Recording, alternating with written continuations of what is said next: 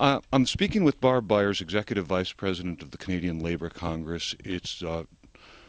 Today is Wednesday, February 12th, and the Canadian Labour Congress has offered today chocolate lips to the Conservative members of Parliament, I believe. Can you explain why? Well, we've offered chocolate lips to every MP in Parliament, and obviously we're wanting to deliver a message to the Conservatives that women are tired of lip service to women's equality issues. What are Canadians being spun in terms of what's being done for women, and what is the reality? The reality is that the women are being purposely excluded from this last federal budget.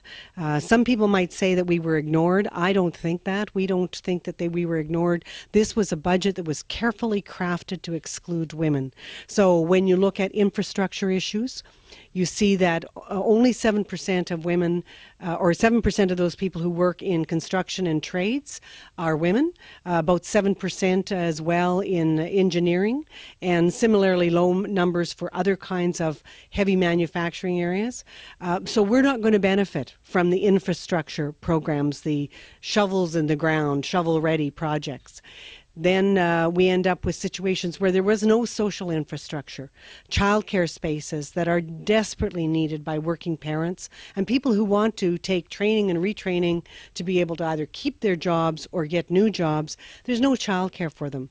Just recently it was announced that because of the cuts to the federal government funding, in Ontario alone, between 15,000 and 25,000 childcare spaces are going to be lost. That means probably 15,000 families that won't have childcare for their children. That also means about 1,500 childcare workers, mostly women, who are going to lose their jobs.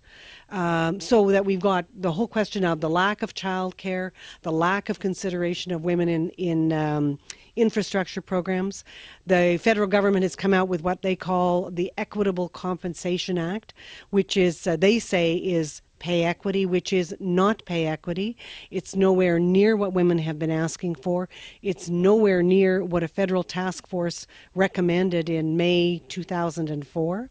And it's going to actually lock in low wages for federal public sector workers for the next 3 years who've had their wages frozen.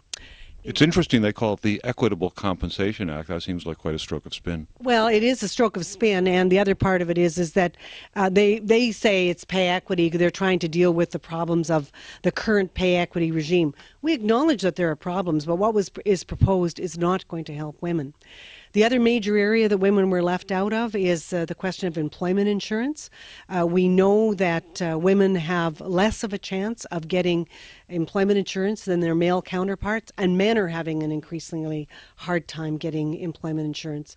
When we do collect it, if we finally get the access to it, then the amount that we collect tends to be about, on average, about $62 less a week on regular benefits.